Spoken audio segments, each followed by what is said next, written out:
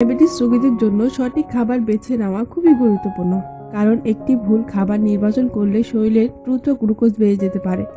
আবার সঠিক খাবার বেছে নিলে রক্তের শর্করা নিয়ন্ত্রণে থাকে এবং শরীর সুস্থ থাকে। অনেক রোগী জিজ্ঞেস করে, গাজর খেতে পারবো তো? হ্যাঁ পারবেন, কিন্তু কিছু নিয়ম মেনে। গাজর ডায়াবেটিস রোগীদের জন্য কতটা উপকারী, কোন পরিমাণে খাওয়া নিরাপদ এবং খাওয়ার সময় কি কি বিষয় মাথায় রাখতে হবে সেগুলো সম্পর্কে আজকে জানবো।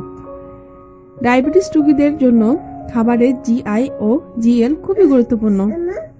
গাজরের জিআই, কাঁচা গাজরের জিআই 16 থেকে 20 এবং সেদ্ধ গাজরের জিআই 35 থেকে 45।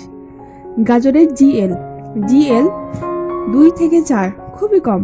আচ্ছা, জিএল মানেটা কি চলুন আমরা জানি। জিএল মানে খাবারটি রক্তে কতটা চিনি বাড়াবে এবং কত দ্রুত বাড়বে, এই দুইয়ের মিলিত স্কোর। এর মানে হলো গাজর শরীরে খুব ধীরে গ্লুকোজ বাড়ায়, তাই ডায়াবেটিস রোগীদের জন্য নিরাপদ। গাজর ডায়াবেটিস রোগীদের জন্য কি কি উপকার করে চলুন জানি। 1. রক্তে শর্করা বাড়ায় ধীরে। গাজরের ফাইবার ও বিটা ক্যারোটিন গ্লুকোজ শোষণ ধীরে করে, ফলে খাবার পর হঠাৎ সুগার স্পাইক হয় না।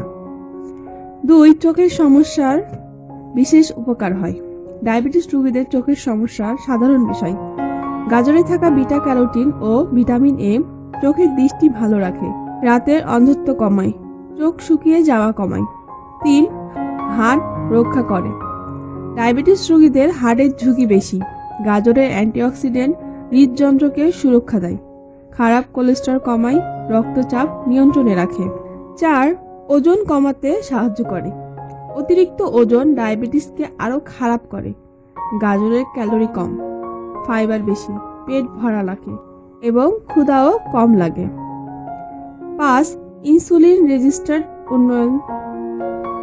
গাজরের অ্যান্টিঅক্সিডেন্ট শরীরের ইনসুলিন সেনসিটিভিটি বাড়ায়, যা টাইপ 2 ডায়াবেটিস রোগীদের জন্য খুবই উপকারী। 6. ইমিউনিটি বাড়ায়। ডায়াবেটিস রোগীদের সংক্রমক বেশি হয়। গাজরে ভিটামিন সি ইমিউন সিস্টেম শক্তিশালী করে। গাজর ডায়াবেটিস রোগীদের জন্য একটি নিরাপদ, স্বাস্থ্যকর ও উপকারী সবজি। শুধু পরিমাণটা ঠিক রাখতে হবে।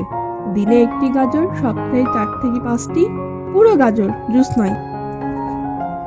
এই নিয়ম মেনে খেলে চোখ, হাড়, স্কিন, হজম, ইমিউনিটি সব ভালো থাকবে এবং রক্তে শর্করাও খুব সুন্দরভাবে নিয়ন্ত্রণ থাকবে। ভিডিওটা যদি ভালো লাগে, কোনো তথ্য যদি আপনার উপকারে আসে, তাহলে সাবস্ক্রাইব এবং লাইক করতে ভুলবেন না।